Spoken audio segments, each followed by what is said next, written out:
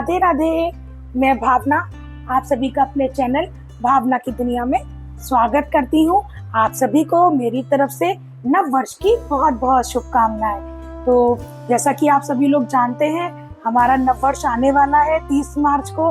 तो मैं आप सबसे मेरी तरफ से शुभकामनाएं है कि आपके लिए नव वर्ष बहुत सारी खुशियां लेके आए और बहुत ही नई नई उमंगें ऊर्जा लेके आए। तो जैसे आपने देखा है कि हमारे नव वर्ष के दौरान कितना प्रगति में चेंज हो जाता है। मतलब हम ही लोग नहीं, जैसे सर्दियाँ होती हैं तो हम लोगों में कितना आलस होता है, कुछ काम करने का मन नहीं करता। और जैसे जैसे मौसम चेंज होता है, जैसे हमारी होली आई और हमारा ये नया वर्ष चालू होगा, तो हर तरफ हरियाली, जो कि कुछ दिनों पहले वृक्ष पूरे खाली सूखे हुए हो गए थे, हर तरफ हरियाली हरियाली होती है। गार्डनिंग के लिए भी ये बहुत अच्छा मौसम होता है। तो इसी तरीके से हमारे जीवन में भी हरियाली आ जाए, खूब नई नई खुशियाँ आए, नई नई हमें ऊर्जा मिले।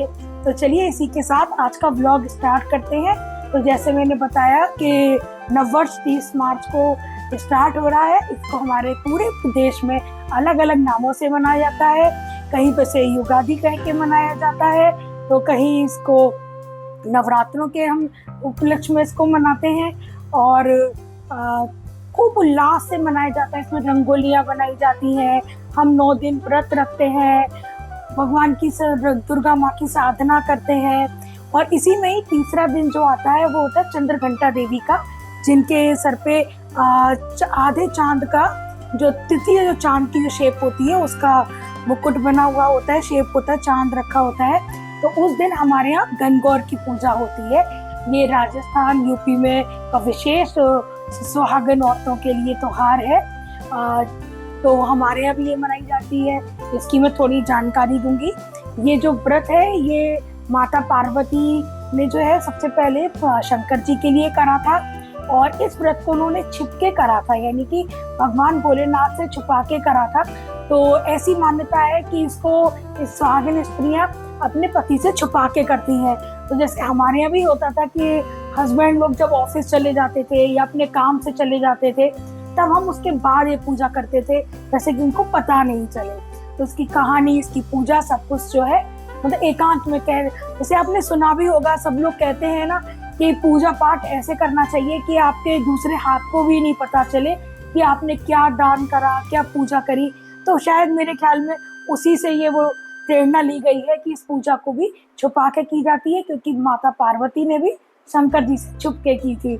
इसकी बहुत अच्छी कहानी है।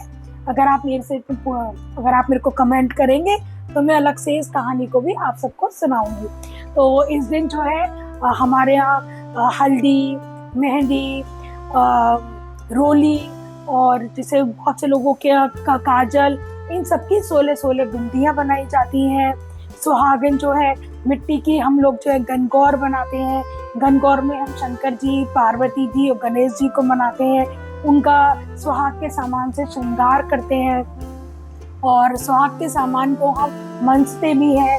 मंचते मतलब जैसे कि हम सुहाग की चीज़ों को अपने किसी सास है, हमारी जिठानी है या हमारी ननद है, इनको देते हैं। इसे हम अपनी माता पार्वती को चढ़ाते हैं और उनसे प्रार्थना करते हैं कि हमारा ये सुहाग बना रहे, अचल रहे, अमर रहे।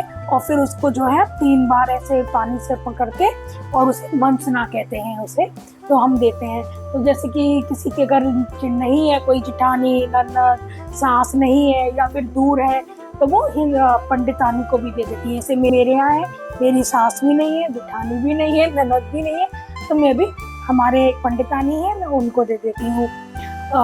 और इसमें जो है जैसे मैंने बताया 16 बिंदियाँ बनाई जाती हैं। 16 बार माता पार्वती को सिंदूर लगा के सुहागनें अपने सिंदूर लगाती हैं। इसकी कहानी पढ़ती हैं, वायना मनती हैं। वायने में जो है गुने बनते हैं, तो या तो जैसे मीठी मटकी बनती है उसी तरीके के अलग तरीके के गुने बनाते हैं।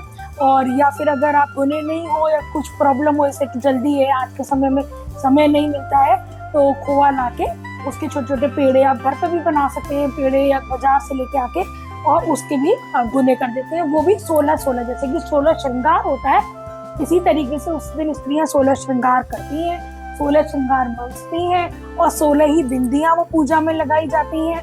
और 16 ही गुने हर 3 जगह रखे जाते हैं। तो एक को अपनी गोद में रखते हैं, एक माता पार्वती के लिए रखते हैं और एक हम मंचते हैं। तो जो माता पार्वती के लिए रखते हैं वो किसी कन्या को दे देते हैं, अगर कोई छोटी कन्या नहीं है तो आप गाय को भी दे सकते हो।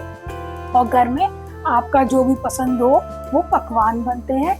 और बहुत से लोगों के व्रत भी किया जाता है, पर हमारे यहाँ इसका व्रत नहीं करा जाता है, बस हमारे यहाँ पूजा के समय तक नहीं खाते हैं, पूजा करके हमारे यहाँ खा लिया जाता है। और सबसे पहले हम अपना जो गोद में जो रखा था उसी को मीठे को खाते हैं, जिसे हम कहते हैं गुना।